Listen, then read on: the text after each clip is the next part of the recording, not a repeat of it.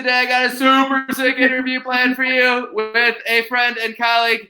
Her name is Casey Lucarelli, like we say in Italian. You said it wonderful. Right. I'm trying. I'm so glad you're here and excited to learn about what you're doing. So if you could, introduce yourself, let us know who you are, and let us know how you separate yourself from the pack.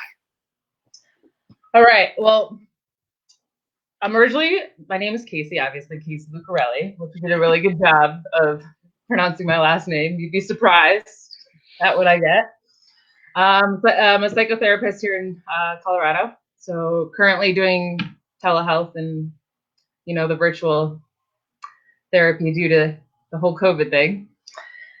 But yeah, I focus mainly on LGBT clients, adolescents and young adults who struggle with addiction, and obviously getting to those underlying issues, anxiety, depression, the shame and the guilt, and other issues that come up, especially around like internalized homophobia, minority stress, and then just getting comfortable with their sexuality and their gender identity and even gender expression. Nice. Yeah, so been doing that for a while, and then currently been trying to find balance with this whole COVID thing going on, but it's working, I guess. I got the COVID hair going on right now. Yeah, me too. But what are you gonna do? So for sure. Yeah. First thing I did when they opened up salons was literally make an appointment and go in right away, because rocking that COVID hair, man. Oh my God. I looked like, I don't know what I looked like, but not a good version of my doppelganger, Justin Timberlake. So I needed a little extra love. And then like the feeling you're on when you get a haircut, you just feel so much better about yourself. Oh like God, it's like confidence booster. Anyways, we're digressing, but it's okay. So I love what you do. I'm super glad that you're there. When we talked off before screen or emailing, you were telling me about your advocacy and how you've been interviewed about the work you do and things along the lines of that. So how did you get there? Tell us about what that's looked like, what your journey's been to be where you want to be with the people you work with. Self-disclose as much as you care to. Let us know more about you. Yeah, so I had quite a journey, I guess you could say, like everyone else has. Always struggled with gender identity growing up because I was labeled a tomboy. I looked like a boy, and my hair was cut short, and my name kind of went both ways, so that didn't really help. So going to school for me was really hard. Sure. Lots of bullying, and even just around like the anxiety, not knowing what it was then, but like looking at it now. And always struggled with anxiety, and I guess you could even say depression, and just not knowing where I fit in. Over time, I got into middle school, and I was tired of being like picked on and just wanted to fit in. So I ended up like changing my whole image. I ended up like growing out my hair. I started shopping in the girl section and really like embraced like the societal norm of what a woman is. Got my nails done with the purse. Can you imagine that now? And and even like started dating men, right? And just wanted to fit in with my friends and whatnot. I always say this in my topics if I talk about high school or whatever. I dated the captain of the football team, but I in a sense wanted to be the captain of the football team because he always got all the girls. I love that. But I didn't know that then, right? Sexuality was like, I was told you're either mentally ill or there's something wrong with you or you're gonna go to hell, right? Yeah. So much shame I was like consumed by it. It was just really hard. And I found alcohol and drugs, and that subsided all my feelings temporarily. Like I no longer had the anxiety. It was like the solution to my problems at that moment. Barely graduated high school, so I always had that insecurity around my intelligence. I was always put in like slow classes. And looking back, it was just due to the complex trauma that I went through growing up. But I always had like an insecurity around my intelligence. So I went to community college, and I just felt like I couldn't do it. So I was placed in slow classes, and then I finally grew out of that, and then barely graduated, and then got into community college, and still that feeling of not fitting in. So I started to ramp up my drug use, ramp up my drinking. I ended up working for my family, and it was just mainly like a constant party, like 24/7, it seemed like. But there came a point where it was no longer fun, right? And the dependency, I had to do it just in order to get up, to go to work, and just being like that physical dependence on it. Still identifying as a heterosexual, I ended up going to treatment, and there I kind of explored like what addiction was, right? But I still thought like, yeah, that's not me. Sure. But I couldn't connect with it. There was something missing. But I connected with a therapist there who was in recovery from crack cocaine, and she had like these tattoos, and she was just really like badass, like super direct but like compassionate. Mm-hmm. And I was attracted to that. I was always like attracted to like helping the underdog. Sure. So I went up to her, and during a session I was like, I want to do what you do. And she's like, well, you can. And I'm like, what? No, I can't. Right. Because you know all those inner deep core Yeah. memories that we have about ourselves. Sure. I ended up going back to Connecticut, and I entered into school there to become a drug and alcohol counselor. And then I ended up working at a facility out there doing outpatient work, so IOP and outpatient. And I was a counselor aide, so I would just do like drug testing and all that. But I loved connecting with the clients, and because I could like really empathize with them and like understand what they were going through. In college, I then met a professor who kind of gave me that push, and she's like, "Go all the way, like just go to school. You could do it." And it was there where I got my first A ever in life. I got like an A in biology of addiction. Like, okay, I know this, right? I've lived it. Yeah. And so I ended up coming out to Colorado on a vacation, and I fell in love with it. I fell in love with like the outdoors, the people. Like at first, I was so frustrated because of how kind you guys are in like Colorado. Right. I get it. I'm from Chicago, so.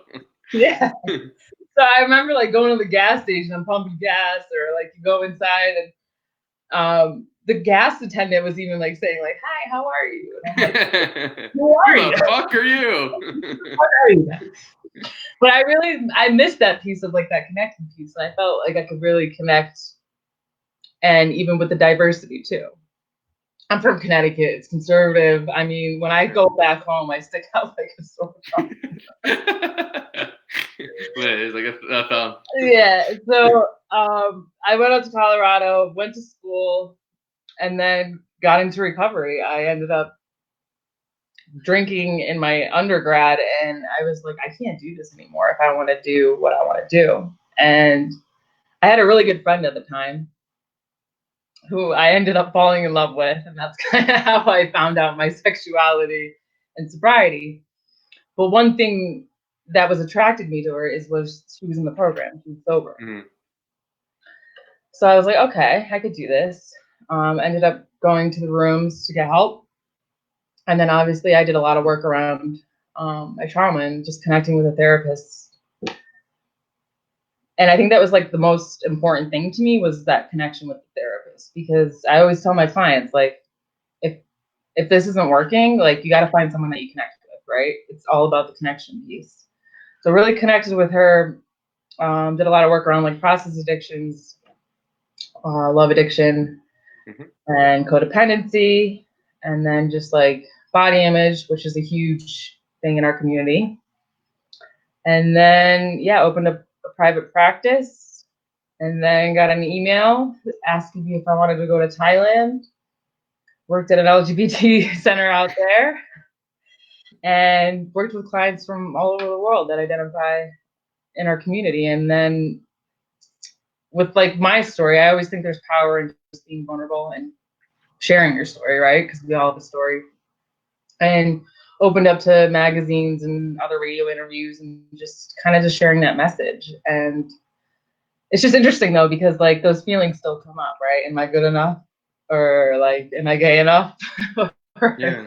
Right. And it was such huge growth in my professional career, then also in my personal too. So I ended up moving back and then reopened the private practice doing telehealth and dealing with the whole isolation piece. And it's really interesting, like sitting with yourself and what you find out now that like you're forced to, right? Oh, absolutely. The amount of growth in this last couple of months that I think I've experienced, and just recognizing that has been insane.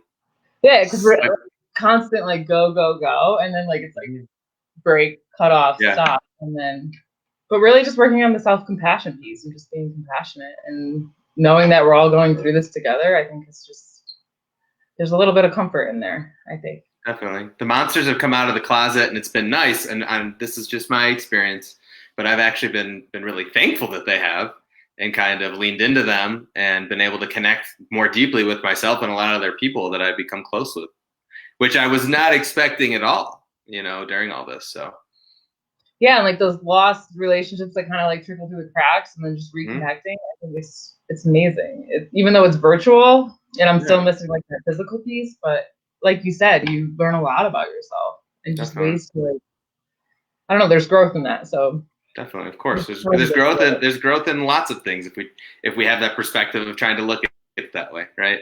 Right. Now like this problem that we have, but is it really a problem? Right. And just kind of working through it and around it and see what comes up. I don't know. It's just Totally. It's interesting, this whole thing. It is. Well, let's talk about that more. I mean, when you're saying things like, was I enough? Was I gay enough? Was I this enough? And that, and the idea of like the eyes of who? That's where my head is always going. Is it yourself? Is it the community you want to be a part of? Is it familial? Is it societal? I mean, like, what does that look like for you, your clients, people you work with, in the community, and what that is? Right. Well, I think like the community as a whole, like we always struggle like fitting in within the community. I don't know. I worked with clients who identified as gay, and then that community sometimes could be really sexualized, and them not fitting in with that, and wanting like the husband and the kids and the dog and the house, but feeling that they can't have it because they were told, "Hey, you're gay.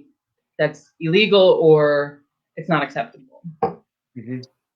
And then just the feeling of like, do I fit in within the community? Like I kind of said, with women, it's a lot. I noticed just a lot of codependency and love addiction that's also incorporated.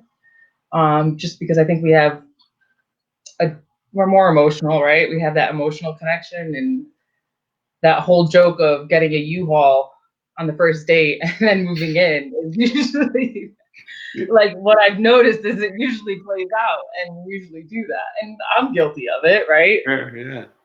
But it's like they say if you date a woman compared to a man, like it's like you could date a woman for a month and it'd be like a year dating a man, right? Because you're just like instantly in that emotion. Mm-hmm. And then with I think with the men and whatnot, it's just hard for them to, like I said, navigate and find where they fit in. And I think that's always been a challenge, especially with the internalized homophobia that we have and the minority stress. And sometimes we're not even aware of it. Like we just think it's the norm, right? To deal with that stress. And it's interesting when a client comes in who identifies as LGBT and they're like, "Oh, I don't have any internalized homophobia." No, I don't. And then you dive a little deeper and you see like the layers and where that deep-rooted message was sent. So it's really interesting. Yeah, let's talk about it more, seriously, because I don't know if our viewers are even out there know what that is, in regards of what internalized homophobia is, or, anything along the lines of that. I don't think they've maybe heard those words before. So if you could kind of dive into it. Yeah, so what's homophobia, right? And then fear of LGBT, basically LGBTQ, but internalizing that, and basically like the hatred towards yourself just because you're identifying as gay or lesbian or transgender or whatever it is.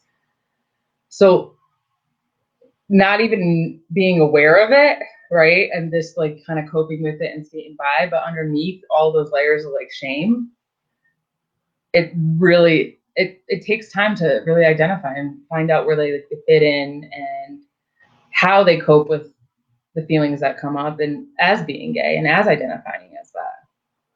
And then also the minority stress. Like, yeah, we are the oppressed population, right? Like, for sure. Heterosexual couples like don't have that issue of like walking down the street and getting those stares, if those double takes, if same-sex couples are holding hands even. And just even like taking that on in the environment. Or even growing up in a household where mom and dad didn't approve of it, or mom and dad had religious views, or you were labeled as mentally ill, or it was illegal in your country. Okay.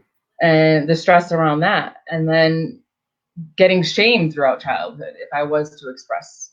Like if I had a lot of clients say that if they were to wear a dress and dad would shame them because you have to man up, right? You have to be you have to be a boy, you have to show your masculinity, and it ends up just being toxic. So that whole piece of just not being able to express who you really want to be and who you truly want to be, it's really hard for them to manage that. And then they get into the drugs and the alcohol and the sex and just trying to cope with those symptoms. Coping with the behaviors that we might deem as negative, but really if we look past all that, we're recognizing that they really do and want help in a lot of ways, you know, to seek that support. But yeah, what you're describing, I experience as well in some ways with relationship privilege. And I don't know if our viewers out there kind of have an idea of what that might look like if you're not in quote alternative in some ways lifestyle. So I identify as polyamorous. I have multiple partners. I have a wife. And just to hear about, you know, how people are communicating about their relationships and what that feels like, it looks like to me, and like anarchy versus hierarchy and all those types of conversations, people are like, I don't understand what that is or what that means or what that would even be like to navigate. And it's such an interesting conversation, you know, within our community of people who identify as polyamorous, but also even more so like as a whole of how to express that or explain that to the generalized public. You know, I get it. I feel it. You know, it's not an outward thing. Right. You know? Right. And it's interesting too, because just by the way I look, right? I look like a gay woman or a lesbian, right? And then you have my wife or a partner who if you look at her, she looks the heteronormative, right? So it's just confusing and navigating that, and I think with couples as well, right? Totally.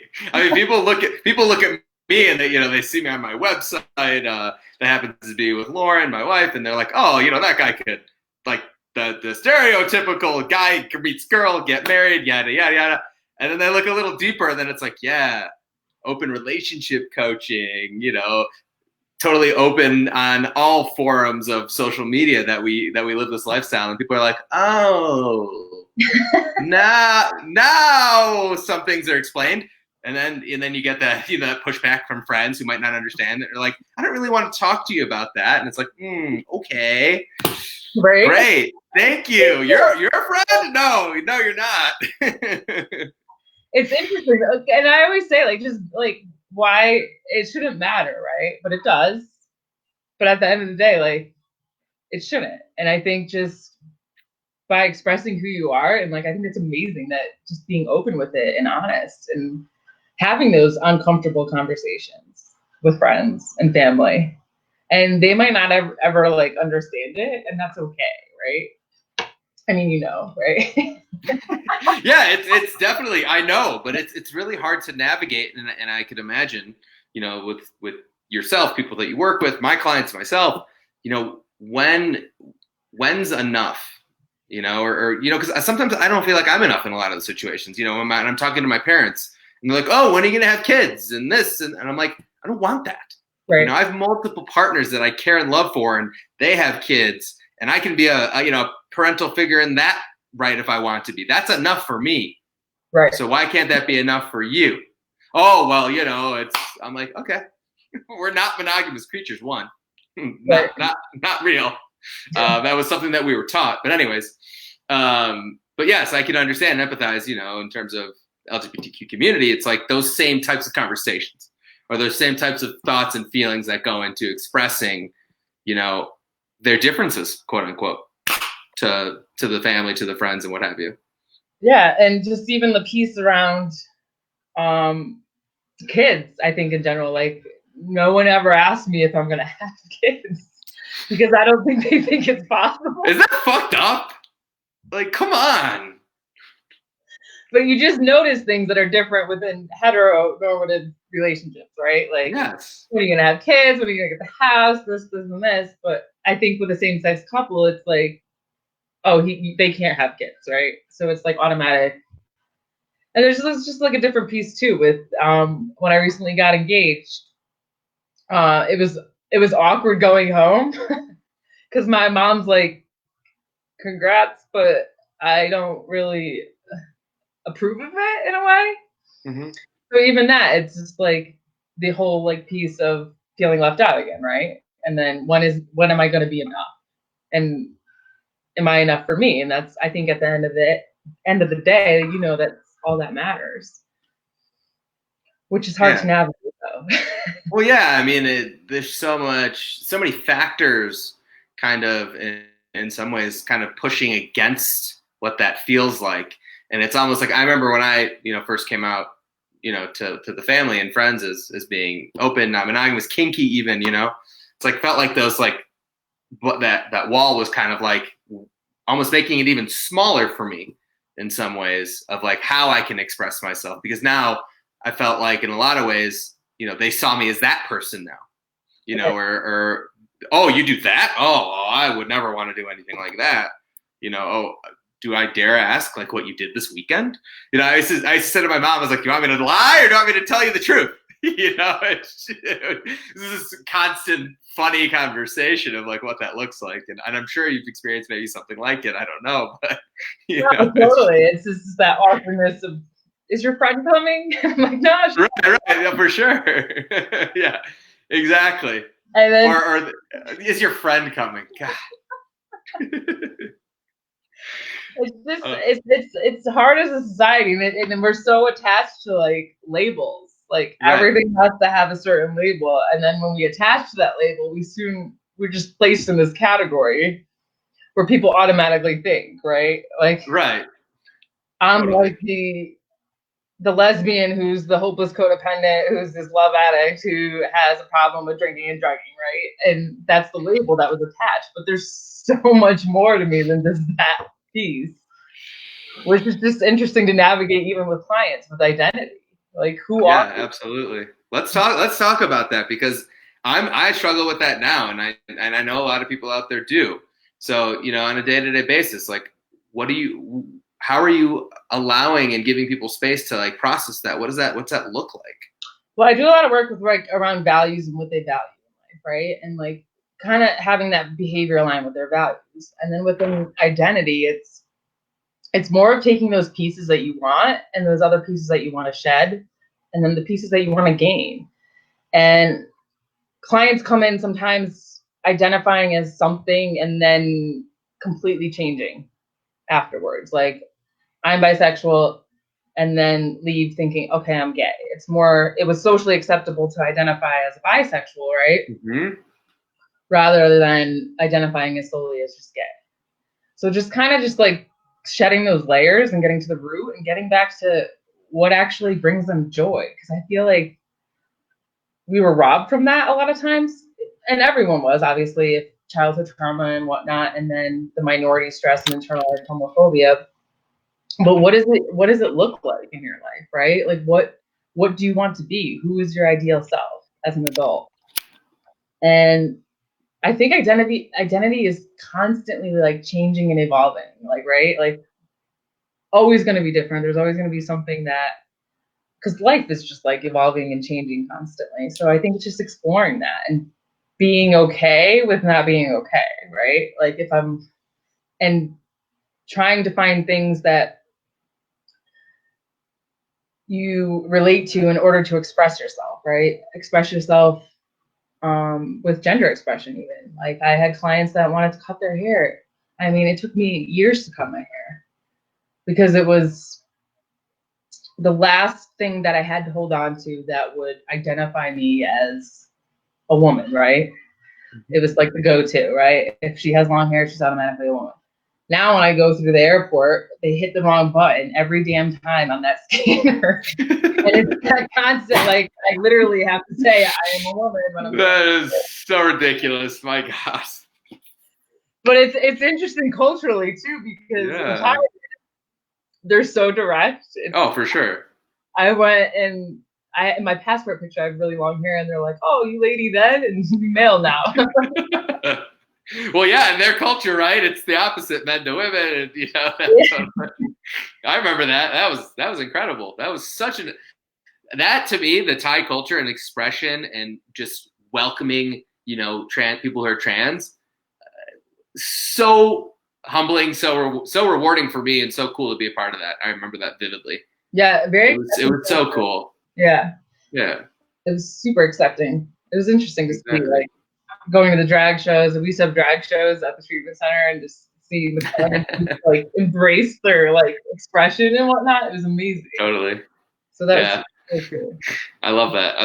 It's I mean, I relate to that essence too of what you're talking about, like these totally transforming kind of steps. I work with a lot of people in the lifestyle, we'll call it, we're like, well, we started out as swingers, then we just started seeing people as couples, then we started dating separately, then we became polyamorous, then we became, it's just this whole, and I love that though, because people figure out in sense of like what you're saying, their values of what works best for them, what feels comfortable, and not giving a fuck about what the outside perspective is in that regard. Because realistically, I mean, to do what's best for you in those situations, I mean, it can save you from yourself, and really being able to express that, authentically. And I think that's what we forget sometimes is how much to appreciate authenticity within our expression, gender fluidity, all the above. I mean, it's such a more comfortable place for me, at least, and I think a lot of people I work with.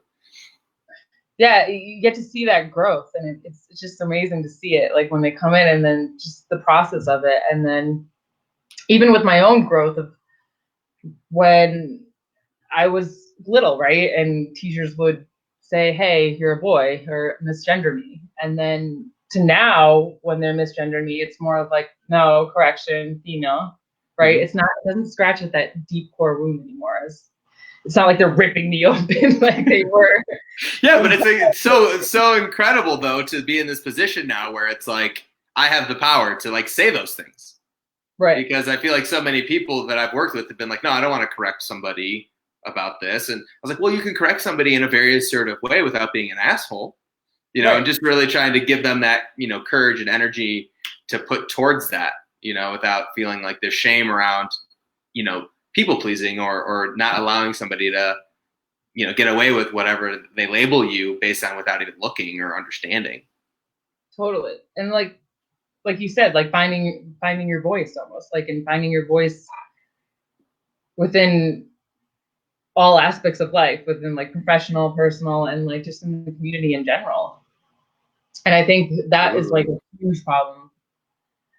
Like a lot of clients will come in and they didn't have a voice, right? They had to shut the door on their sexuality, keep it all in, and not be able to process any of it, not be able to process the emotions, or they didn't even have exposure to gay culture or any type of culture around the LGBT community. And just, so it's a lot of work around shame, I would say. And then just identity again, and then expression and all of that. And really getting you to your authentic self. And I know that word is like thrown around like, what is authenticity, right?